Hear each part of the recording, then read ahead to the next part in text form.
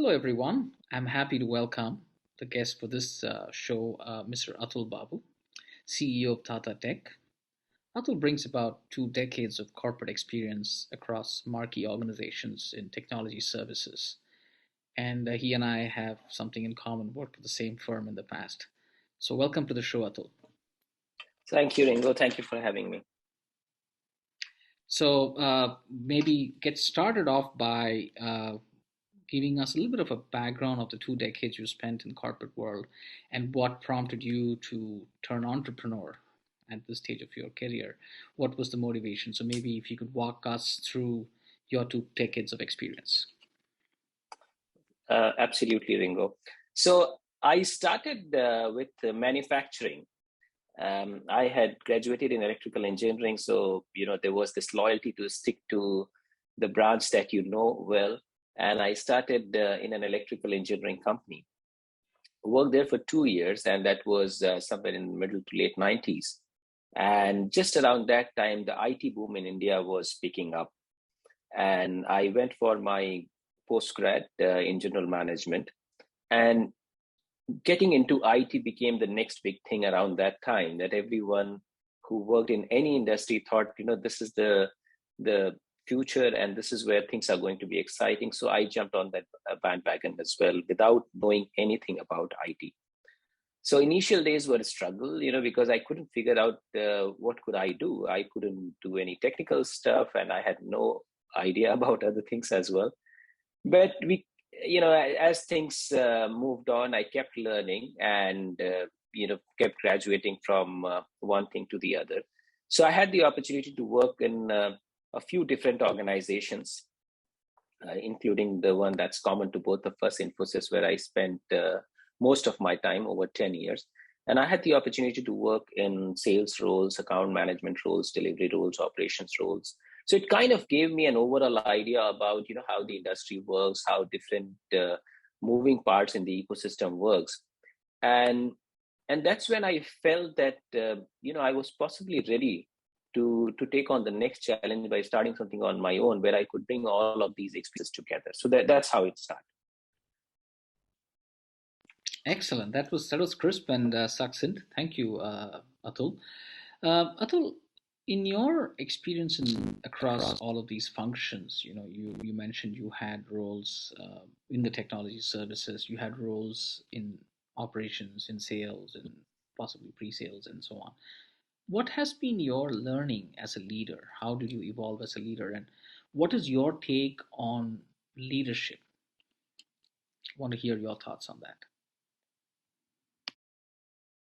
Oh, it's been full of learning every single day. And, being in different functions helped me look at things differently. So, for example, when I was at operations, I had difficulty in understanding, let's say, why a delivery person is doing things in a particular way, why a salesperson is doing in a particular way. And I had the tendency to think, why can't they do it this way, right? But being in different roles kind of helped me appreciate the other side of the story. And leadership is all about understanding different perspectives, right? Because if you go just with your own perspective, I believe it's difficult. You can't go too far, right? Because you've got to take people along with you. And it's not just these different functions that I should limit with. I feel I could learn from every single person I meet. So it's not just the very, very valuable learning I've had with different colleagues in different functions, but even beyond that, right? On a regular office day, and I'm talking about possibly pre-COVID when things were much normal. Maybe you take a taxi to work if you travel. Maybe you just randomly talk to someone, and I felt there is so much wisdom that's available, independent of the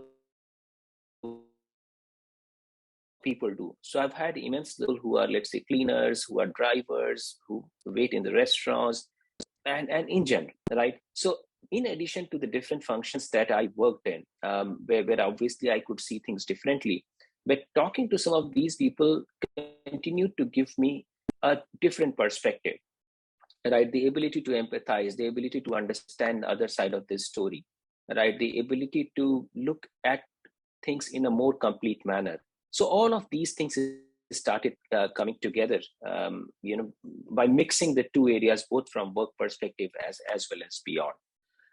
And just taking on the point that you mentioned about leadership, I believe that leadership is about looking at things where most people miss out, right? Finding opportunities in areas where people miss out and pursuing it passionately, because it's not easy. I mean, in life, I guess most things are not easy. You've got to really work hard towards it, right? There are things that would go wrong. Does one have the ability to get up and keep going when one falls down, right? Can one inspire oneself and others? And I've always believed the best way to inspire yourself is inspire somebody else, right? Keep yourself motivated, right? The ability to remain optimistic when things are not right. So it's just about continuously going ahead and taking people along, right? Understanding their side of the story, understanding their perspective, and taking them along the journey, right? And making it meaningful for everyone, right? And that's why the purpose narrated by a leader is equally important, right? So that they can keep themselves aligned to the purpose and keep themselves focused and continue on that journey. So these are some aspects that I'm sure as we speak, we'll talk more about it. Great, Atul. That is very interesting and a very different take. And I like your take on the fact that you learn from all walks of life. There is something to be learned from every walk of life, from every person who touches your life. That's very, very different in approach. Many do not do that. So yeah, it's very important to do that. So tell me, you were in a very comfortable corporate role. You were doing very well, and I we met in Hong Kong as well. And you were probably in the best brand that Hong Kong. It was a household name, I guess. So you were everything was fine. Hong Kong's a great place to live. So, what prompted you after two solid decades as a corporate leader to dive into the unknown, you know, world of entrepreneurial leadership and entrepreneurship? What was it? There must have been some spark which kind of helped you get there. And what has been your learning so far in that journey as an entrepreneur?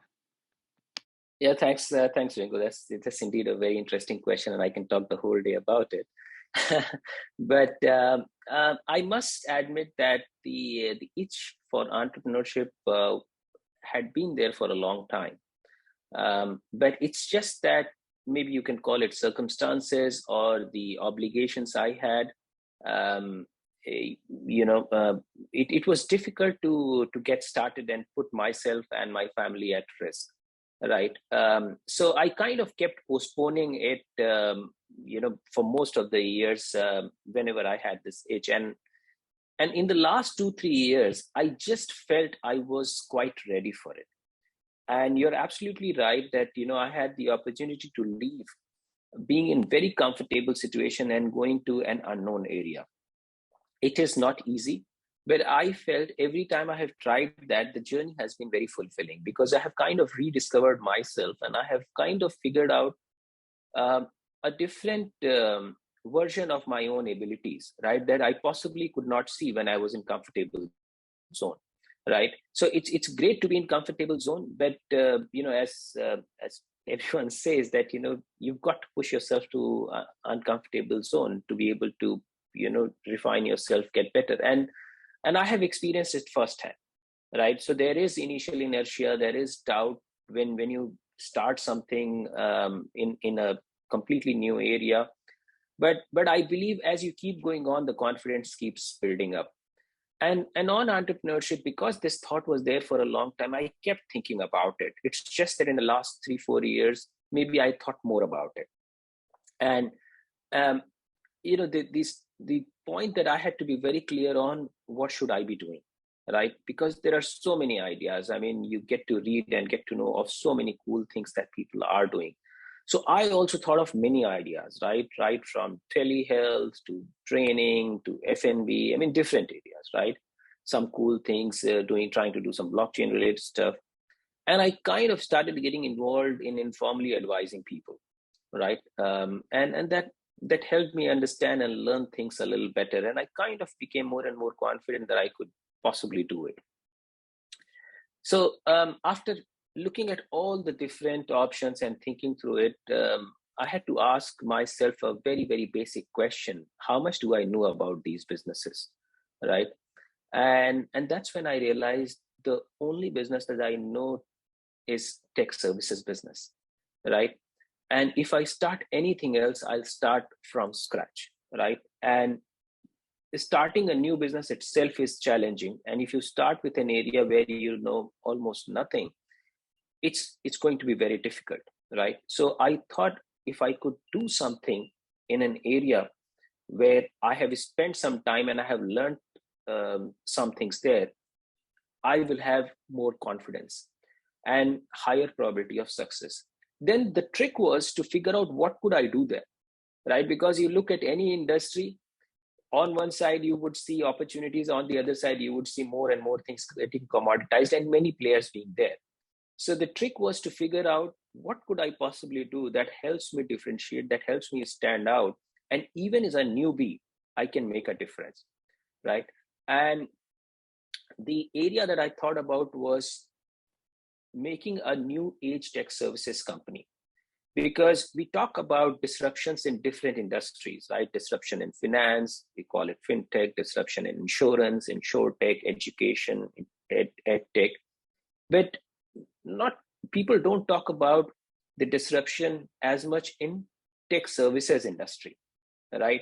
So if there are terms like fintech, insurtech, edtech, agri-tech, all kinds of things, the way we are positioning ourselves is a tech company, right? Which means technology for technology, which means automating the way technology services are delivered.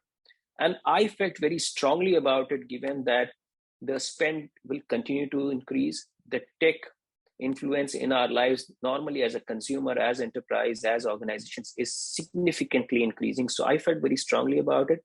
And the more strongly I felt about it, I felt I should give myself this chance. So that's how it happened. Excellent. And I think I wish you all success and wish you and Tata Tech Thank all success in this journey, because I sincerely believe that entrepreneurs are essential for any economy to function, because unless you try newer ways of doing things, you're not going to create new jobs. If you don't create new jobs, we're not going to be sustainable. So you. as you progress in this journey, Atul, what have been your challenges as a leader, as an entrepreneur? What challenges have you faced so far? So first, that's a very, very interesting question, Ringo, again. Thanks for that. So I would say challenges are across all parts of entrepreneurship, right? Starting from who you represent, right? When I was, in a very decent corporate job, I had a nice business card, and people would just come, want to meet me and want to do business with me. Suddenly, when I started from scratch, you know, I could see the difference in people's behavior, right? There were people who were equally encouraging, they were more supportive. And then there are people who I could see that, they are not so keen, right? So obviously there are people of different kinds. I mean, we can't change much of people's behavior, but you've got to readjust the way you approach things, right? Because the same set of people who would want to meet you in the past, now if you want to meet them, it's possible that you might get a very different kind of response, right? The second thing is around building a team. Now, when you start something, you want the foundation to be solid, which means the people who form the team have to be the right people, not just from skill perspective, right? But from the perspective of being very high on integrity, their purpose being aligned with what we as an organization want to do. They being able to align themselves in the culture that we want to build, right? And they being able to influence the culture in a positive manner, right? Because if any of these things do not happen, if we find one person who's not good on integrity or cannot align with the culture, independent of having a very high skill team, it will go away. So finding the right people is another challenge, right? Then when you start building the offerings, the services, people ask, okay, where have you done? Now, when you're starting, obviously you wouldn't have done it in the past, right? If you're starting. But you still need a credible story with that somebody believes, right? So how do you address that question? Because even the largest of the organizations started from scratch someday, right? They needed a narrative, right? So we just have to be very thoughtful about what is the narrative. How can I believe somebody else in the journey, right? And there's unfortunately no easy answer, no simple answer, right? Depending on who you're talking to, the answers could be different, right? Obviously, the core of the company remains same, but depending on what that particular company, what that particular person is looking for, you've got to adjust. So there are variety of these challenges, but the interesting part I have seen is because it stimulates your mind, right? You have to keep finding the solutions, right? It keeps you going, right? Every challenge is like an opportunity and the test of one's ability to find solution and move on. So I'm restricting myself to these three challenges. Obviously I could talk more, but I think these are at the top of my mind. Excellent. And I think it's very creative, because you see, when you don't have a purpose alignment, that again, the bedrock is culture. You have a common culture, so you believe in the same purpose, and then once you have the same purpose, you can align to your goals, and then of course these are other good to have integrity and credibility to kind of accelerate. So yeah, you've touched upon all the right things, which I think every entrepreneur struggles with. And yes, your points would probably resonate with a lot of entrepreneurs who are probably watching this. So, as we kind of come to the end of our short chat, what will be your advice to young leaders, entrepreneurs, as they are embarking on this journey? What would you suggest to them? What would be your words of advice? Absolutely, Ringo. With your permission, if I could refine your question a little bit, I wouldn't restrict it to young anymore, right? There are people, Well said. Well people, said. people could start Any at entrepreneur. any Let age, me right? redefine any entrepreneur. Okay. Thank you. Yeah. So I think the first thing is to start by starting, right? I mean, sometimes people overanalyze, right? The pros, cons, what would work, what would not work. I think, in most journeys, in most of these cases, not all the answers are available, right? You've got a few answers and you embark on that journey and you kind of keep going, right? So being an entrepreneur is like being an explorer, right? It doesn't come with Google Map, right? So you really don't know what the next end would be, where the next turn would be. You've got to keep adjusting yourself, right? So that's my first suggestion. Second is, doubts are part and parcel of life, right? Each one of us go through it, right? And this is no different for an entrepreneur, because an entrepreneur takes a bigger leap. Maybe it's a little more than other cases, right? But I would say that rather than being overwhelmed by the doubts, one should use it to test what one is doing, and if there's a need, adjust it, right? So use these doubts or these fears in a positive way rather than getting intimidated by the same. Then one other thing which resonated with you, and this is the last point about suggestions or advice to entrepreneurs, is about making sure that the purpose is clear, right? Because it's like this: if the purpose, direction, or the culture of the organization is not clear, you may have a bunch of competent people who would want to go in different directions, and it's not about which direction is right. I mean, one could go in 100 different directions, and all directions may be right. But you as an organization cannot go in 100 directions. You've got to choose one direction and go with it, right? And there are people who come to the organization and they have to work towards the same purpose, same goal, right? So making sure that the purpose is all the time known to everyone, and it's a reminder to the entrepreneur oneself as well, right? Because it's very easy to get dissuaded or get distracted with other things, right? So making sure that the direction, one can change the direction, that's no problem. I mean, every organization pivots all the time, but at any point in time when there is a direction, you should make sure all the energy, all the focus is driven towards that direction, right? Because that's when the best results would come, and aligning the journey with the best culture, right? Being an entrepreneur gives an opportunity to an individual to build the culture that one believes in, right? And as we know that as the organizations grow larger, the culture can become very interesting. Sometimes it could be toxic, right? So we have the opportunity to make sure that we create the best possible culture for people to groom themselves, for people to be able to present the best version of themselves. Those are some of the things that I would suggest in my own humble opinion.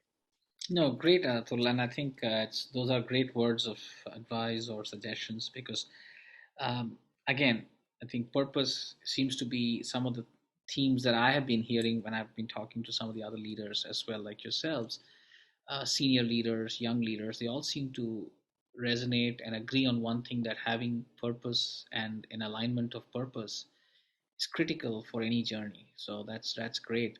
So thank you so much for your time, Atul. It's been a pleasure again to speak with you, and I look forward to involving you more frequently in our L Forum conversations. And I would request you to participate actively as well. And I wish you all the very best and all success for Data Tech and all everyone at Data Tech, all success. And thank you so much for your time. Have a great day. Look forward to staying in touch. Likewise, Rango, thank you, and absolutely happy to be involved in the different things that you would want me to. Thank you Thank very you, much. Atul. All the best to you too.